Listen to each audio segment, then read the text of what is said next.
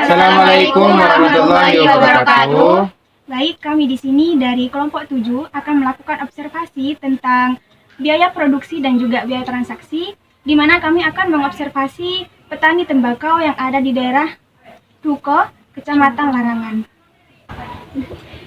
Assalamualaikum warahmatullahi wabarakatuh.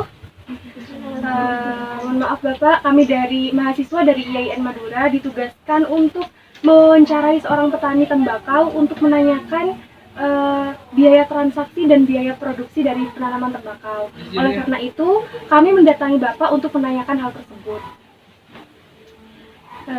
Di sini yang ingin kami tanyakan pertama-tama Bapak, bagaimana sih proses penanaman tembakau tersebut? Ya, baik. Waalaikumsalam warahmatullahi wabarakatuh. Sebelumnya saya minta maaf karena saya sendiri sebetulnya tidak begitu paham tentang pertanian, tapi karena saya anak petani jadi sedikit ada sedikit pemahaman tentang pertanian seperti itu. Untuk proses awal penanaman tembakau itu sangat panjang juga prosesnya, karena dari awal kita harus membajak tanah dulu. Setelah dibajak, kita dikasih pupuk organik biar nanti hasil panennya ketika sudah waktu panen itu hasilnya bagus, subur seperti itu. Jadi dari proses pembajakan itu sudah memakan biaya yang cukup banyak. Kalau satu lahan lah istilahnya, satu lahan satu kotak kata orang Madura, bisa jadi itu makan biaya sekitar 250-an satu hari. 250-an itu lain biaya konsumsinya, karena kalau orang kerja di sini itu dikasih makan itu, jadi biayanya kurang lebih ke 350-an lah semuanya seperti itu. Terus setelah dibajak, kemudian dikasih pupuk, kemudian ditanam. Nah, untuk nanam tembakau itu membutuhkan bibit. Bibitnya itu macam-macam. Ada yang jenis istilahnya, ada istilahnya poncangkreng, ada istilahnya melatih itu istilahnya. Dan banyak jenis lah pokoknya, saya kurang paham juga. Nah, setiap bibit itu 1000 bibit, 1000 pohon itu biayanya kalau tidak salah kurang lebih 25.000. 1000 bibit 25.000 ke 30.000. Kalau satu lahan ada yang memakan 1000 bibit, ada yang sampai memakan 3000 bibit, bergantung luasnya nanti. Semakin besar luasnya semakin lebar nantinya, maka biayanya akan semakin membengkak, makin besar seperti itu. Nah, kalau rata-rata 1000, paling tidak biaya pupuk organiknya itu paling satu sak itu 25.000. Kalau nggak naik lagi harganya. Terus biaya pupuk lainnya itu seperti pupuk urea, pupuk ada pupuk yang agak warna hitam dicampur warna merah itu, semacam Ponska itu kisaran satu sak dua saknya itu sekitar 500 harganya. Jadi mahal. Dari biaya pertama itu sudah mahal. Nanti biaya nanamnya itu juga mahal karena orang yang kerja itu dibayar. Kalau satu hari bisa dibayar satu orang itu 50 atau 60.000 satu orang, tapi masih dikasih makan gitu. Lalu setelah ditanam tinggal proses kedepannya untuk nyiram tembakaunya seperti itu.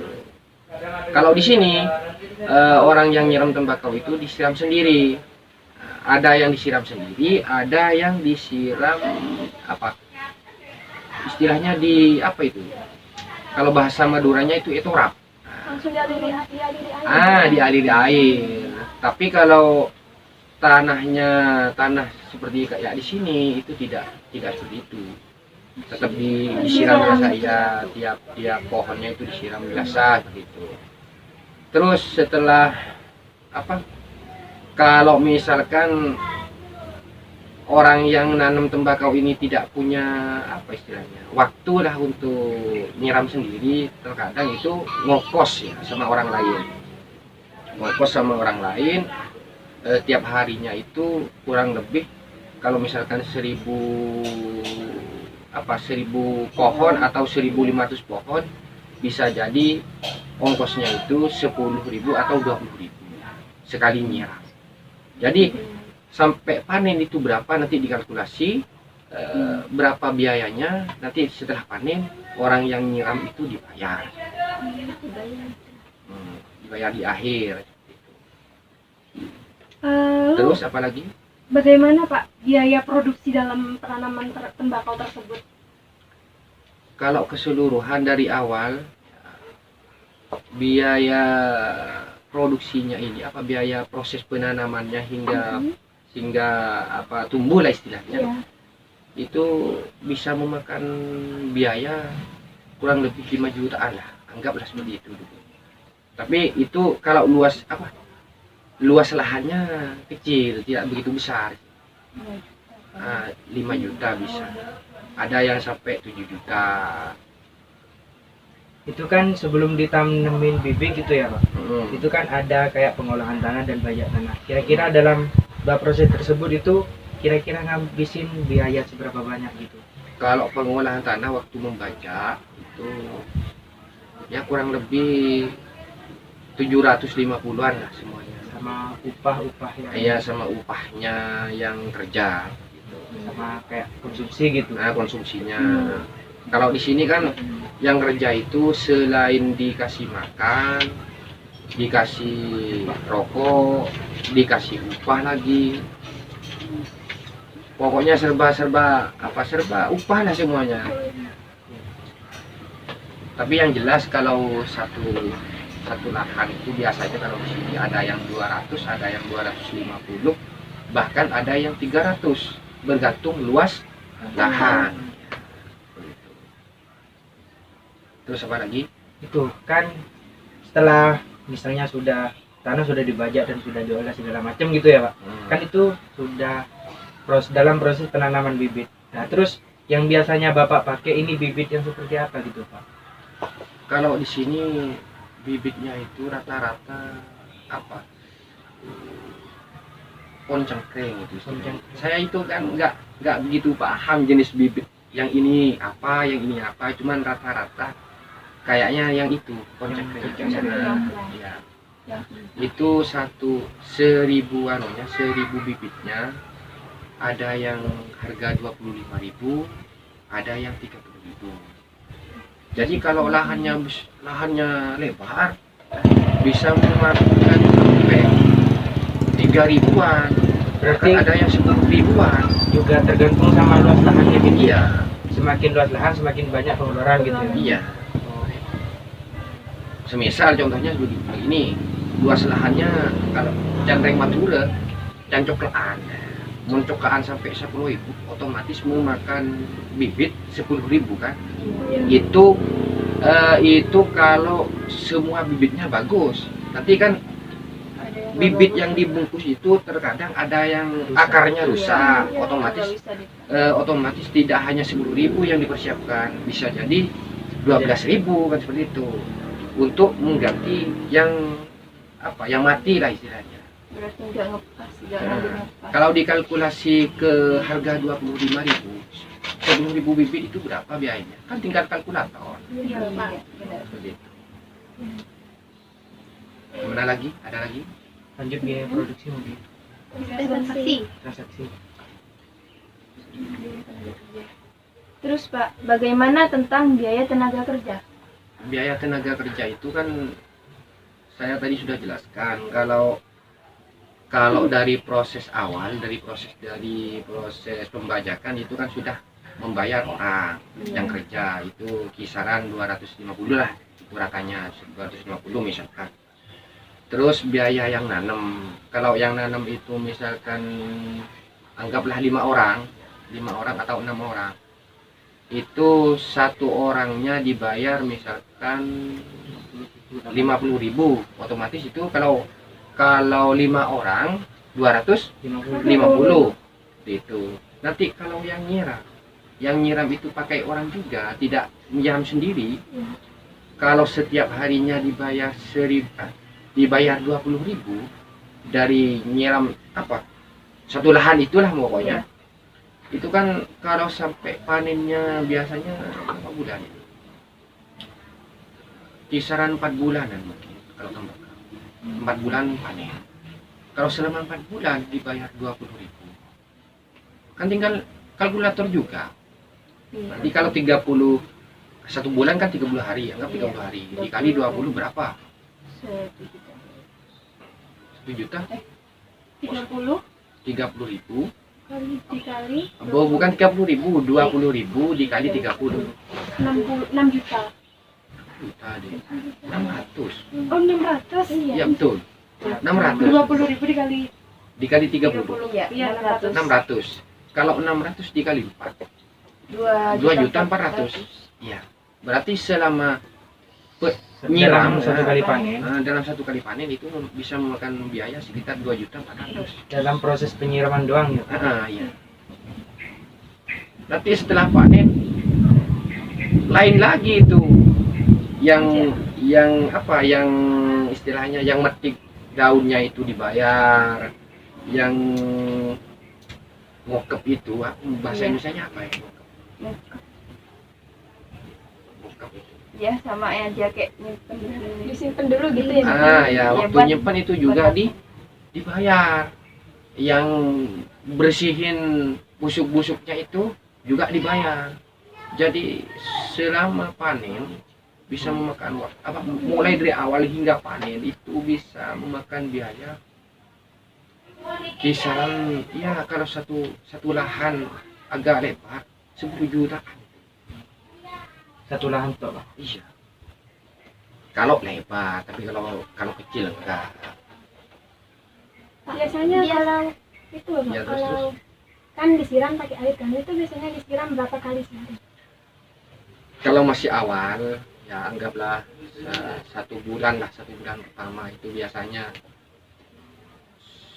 setiap hari disiram. Dalam sehari itu 1 kali disiram. Nah, cuman nanti kalau sudah mulai kayak gini, itu kadang kalau stok airnya minim, jadi disiramnya dua kali sehari. 2 hari sekali.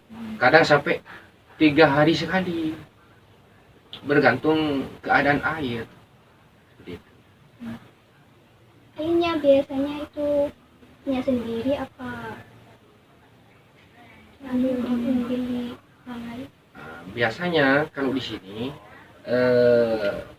ngambil dari sumurnya sendiri. Ada yang mengambil dari sungai. Kalau ada di sungai ngambil di sungai. Kalau enggak punya sendiri, kalau di lingkungan sini itu biasanya beli sama orang yang punya bor besar. Itu bergantung istilahnya kerjasama antara yang punya air dengan yang membutuhkan. Kalau nanti kesepakatan, istilahnya kesepakatan. Kalau kesepakatannya di akhir panen harus bayar sekian misalnya, ya bayar sekian. Tapi rata-rata kalau di sini terkadang ya karena meskipun enggak punya sendiri, kalau poran itu kadang seperti ini. Yang namanya tetangga kan saling membutuhkan, saling membantu. Jadi kadang selama dari proses awal sampai panen itu bayarnya ke orang yang punya boran itu tidak seberapa. Kadang sekali panen ada yang kasih uang 200 mengganti uang listrik. Ya sistem kekeluargaan. Tapi kalau beli sama orang yang memang mau menjual air, ya mahal. Bisa jadi sekali panen itu kalau uang 500.000 ya nggak cukup gitu. Kalau dulu di sini kan ada wislik, ada air wislik, tapi kalau diukur ke harga itu 1 meternya dulu 18.000 kalau nggak salah. 1 meter kan ada semacam meteran itu. Ada ukurannya. Dulu karena saya termasuk orang yang memanfaatkan itu, 1 meternya itu 18 ribuan. Itu cuma satu kolam istilahnya, jeding. Jeding pun sekecil. Itu 18.000. Kalau di kolamnya tembakau kan hebat. Jadi membutuhkan banyak air. Ada lagi? Gimana dengan biaya pajaknya Bapak? Nah, untuk biaya pajak begini. Kalau misalkan pajak misalkan tanah pribadi kan tidak ada masalah. Tidak ada masalah karena memang itu bayar pajaknya tahunan. Nah, mungkin kalau satu lahan kecil seperti di sini bisa satu lahan 10.000. Tapi kalau tanah yang dipakai itu milik orang lain, itu bergantung kesepakatan antara yang punya tanah dengan yang mau yang mau memanfaatkan tanah tersebut. Apakah sistem sewa, sistem bagi hasil seperti itu. Jadi bisa dibilang misalkan sistem sewa sekali panen itu berapa, itu sih anggap bayar aja seperti itu. Nah, bisa jadi nanti sekali panen cukup mengganti uang misalkan uang pajak tahunan, bisa seperti itu. Ada yang bayar 100, ada yang bayar 200, bergantung keikhlasan dari yang punya yang bertani seperti itu. Terus laporan keuangan Bapak, laporan keuangan dari adanya penanaman tembakau tersebut itu bagaimana? Kalau hanya petani biasa itu tidak, ya kayaknya tidak membutuhkan laporan keuangan kalau petani biasa. Tapi kalau petani yang sambil lalu berdagang, istilahnya tidak hanya nanam sendiri tapi beli milik orang lain, ya otomatis ada apa tadi? Laporan keuangan. Nah, laporan keuangan secara kekeluargaan, istilahnya seperti ini. Misalkan panen pertama memakan biaya sekian, jadi itu dikalkulasi mulai dari biaya memetik, terus biaya yang tadi saya bilang itu nyimpen tembakaunya itu, terus membuang busuk-busuknya, kemudian waktu merajang, terus waktu menjemur, itu dikalkulasi semuanya setelah menjual keringnya, begitu. Selebihnya mohon maaf kalau ada pertanyaan-pertanyaan atau perkataan dari kami yang menyinggung Bapak. Terima kasih. Wassalamualaikum warahmatullahi wabarakatuh. Ya, waalaikumsalam warahmatullahi wabarakatuh. Namun sebelum ditutup, saya berharap apa yang saya sampaikan ini menjadi tambahan ilmu yang bermanfaat dan barokah, dan semoga kalian yang sedang wawancara dengan saya ini menjadi mahasiswa dan mahasiswi yang sukses. Amin. Dan dikaruniai rezeki yang melimpah. Amin. Amin. Terima kasih semuanya. Semoga di lain waktu kita bisa ketemu lagi. Terima kasih. Terima kasih ya. Sama-sama. Baik, sekian dari kami. Wassalamualaikum warahmatullahi wabarakatuh.